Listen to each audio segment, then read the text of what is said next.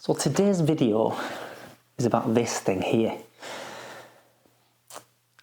I get a few questions asking why and what's the point in all this, what does it all do, and obviously other videographers asking what bits are what. So I thought I'd break it down. Well, actually I thought I'd build it up.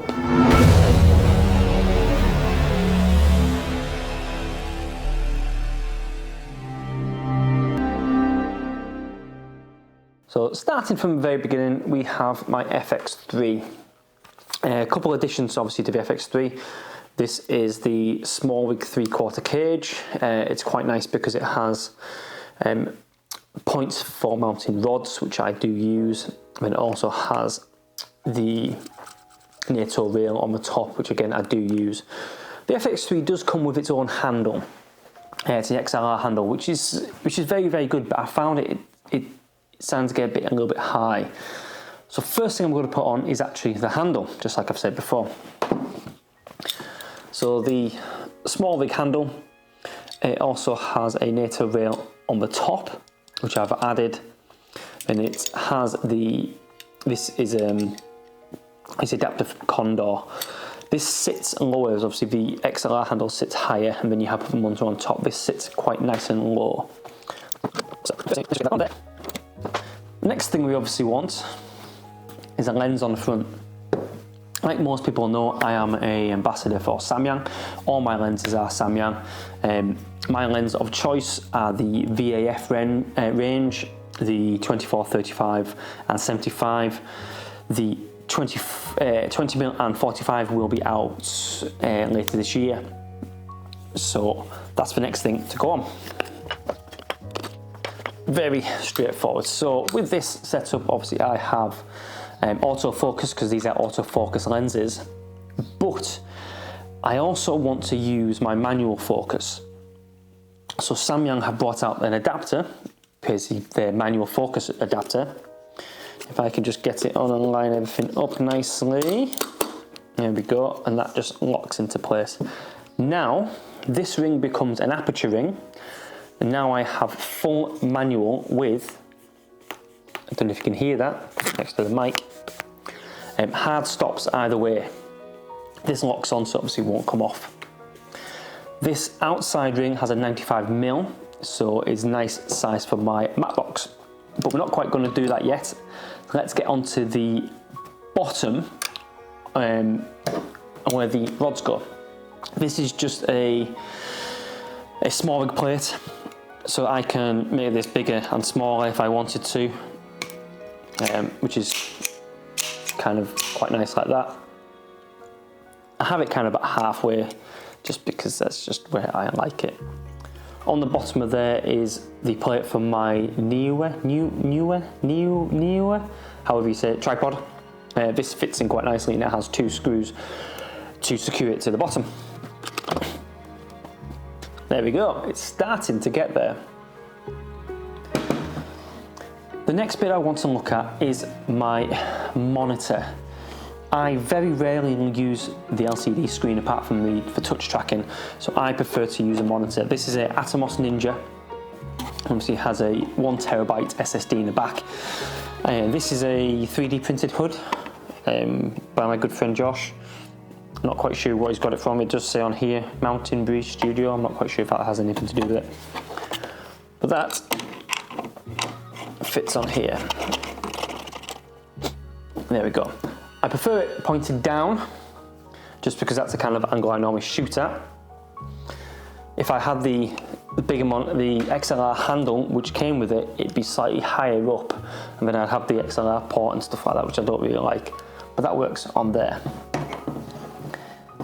Next is follow focus. This is just the SmallRig little follow focus. There's really nothing special about that. Fairly cheap, dead easy to use. So that goes in here. And because I've already got grooves on the manual focus adapter, I don't have to worry about that. So let's just tighten that up. And there we go. Nice and easy. Next thing, obviously I don't have a mic. I don't use on-camera mics. I just use them for basically scratch audio. I'm generally using stuff like this, which is for DJI mic, especially with the kind of stuff I do. There's only certain parts of a day when I need really, really crisp audio, obviously with speeches and the ceremony. So normally just this goes on it, and this is a fairly cheap microphone, but it sits just in here. Speaking of plugging things in, the next thing is this cable, which runs from my monitor to the HDMI port. This is another one from Kondor Blue. It's 8K 60 or something silly like that. I also use a few of these, just like little Velcro kind of straps, just for a little bit of kind of cable management. On the side of the FX3 cage, there is a HDMI clamp. Always using a HDMI clamp. The amount of times you'll end up breaking them.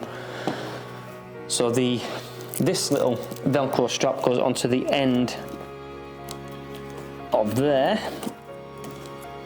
and I generally just feed it kind of through so it's not interfering with anything.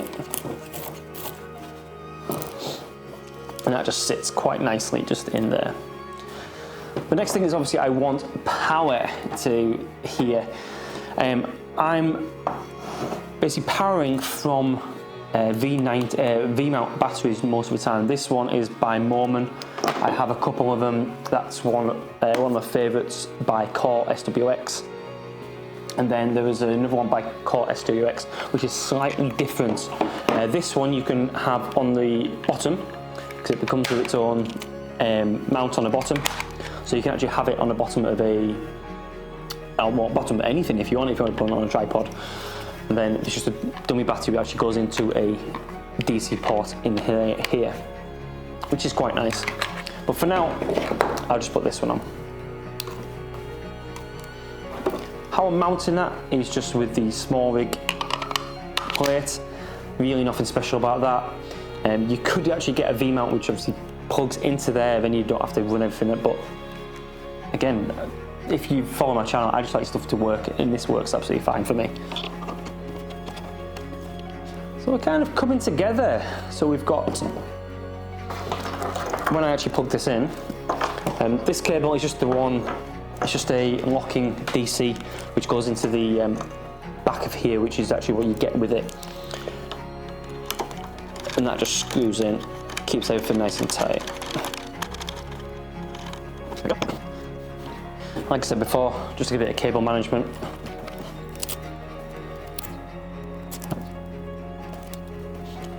To power the FX3, sometimes I run off the V-mount, but other times what I do, I use the USB here, USB to USB-C, which goes into the side.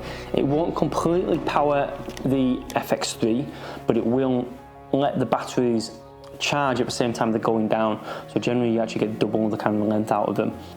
So my mat box is a Tilta Mirage. I've only actually just got this. I was using the SmallRig mini mat box, but I was kind of getting a bit sick, even though you can use your own VNDs on it, of kind of reaching around and kind of try to twist it here. So this has the VND built in. It also has my mist filter built in as well. So that goes onto the front. You don't have to use the rod mounts, but I found the rod mounts just fit nicely if I just move that down ever so slightly.